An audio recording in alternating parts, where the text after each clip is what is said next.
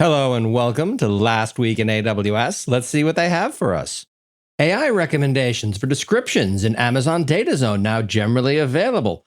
Awesome, because nothing says trustworthy data management like Amazon, famed for its impeccable recommendations such as buy our other 16 products. Now you too can experience the sheer frustration of irrelevant suggestions, only this time with your data. This episode is sponsored in part by my day job, the Duckbill Group. Do you have a horrifying AWS bill? That can mean a lot of things. Predicting what it's going to be, determining what it should be, negotiating your next long-term contract with AWS, or just figuring out why it increasingly resembles a phone number, but nobody seems to quite know why that is. To learn more, visit duckbillgroup.com. Remember, you can't duck the duckbill bill. And my CEO informs me that is absolutely not our slogan. Amazon DynamoDB import from S3 now supports up to 50,000 Amazon S3 objects in a single bulk import. That's kind of interesting. Yet I always figured you'd have one, maybe two objects you'd want to import. This looks more like it's an ETL process on some level. I'll have to dig into that.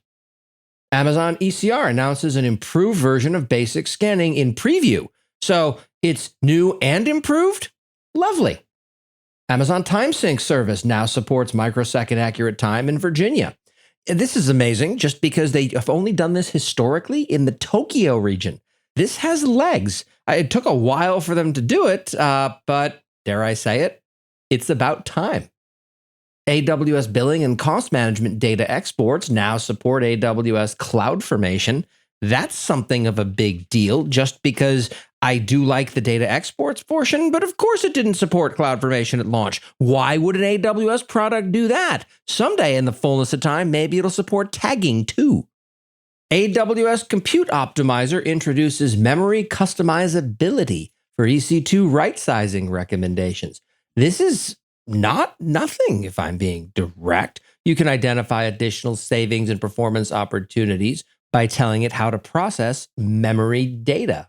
This one's interesting just because it's been able to look at memory data for a while now, but you can tell it what to do. You can define certain levels it should not drop below. And if you have some flexibility, you can apparently alter those recommendations. That is going to be a lot better feeling for customers. I don't know whether it'll actually save them money or not, but half of cloud economics is psychology. Here at the Duckbill Group, one of the things we do with, my day job is we help negotiate AWS contracts. We just recently crossed $5 billion of contract value negotiated. It solves for fun problems, such as how do you know that your contract that you have with AWS is the best deal you can get? How do you know you're not leaving money on the table? How do you know that you're not doing what I do on this podcast and on Twitter constantly and sticking your foot in your mouth? To learn more, come chat at duckbillgroup.com. Optionally, I will also do podcast voice when we talk about it. Again, that's duckbillgroup.com. AWS cost allocation tags now support retroactive application, and this is something that we've been wanting for years. Once you activate something as a cost tag, it can go back the past 12 months and apply that into the right cost bucket retroactively. That must have been a pain to get out the door, but I'm glad they did it.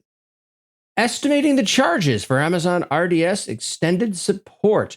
That's right, I forgot they did that for RDS as well as EKS. In other words, if you continue running a database version past its end date, they just charge you an awful lot more. And it gets a little expensive, but it just requires a fair bit of arithmetic. This entire article is just about how to do that arithmetic, given AWS's bad UX. And it's more or less a helpful reminder that, you're going to pay extra if you don't keep current. Good for them, honestly. And finally, Amazon completes $4 billion Anthropic investment to advance generative AI.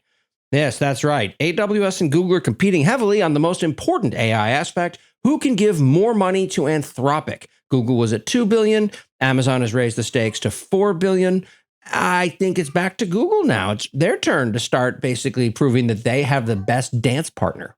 And that's what happened last week in AWS. I'm cloud economist Corey Quinn. Continue onward.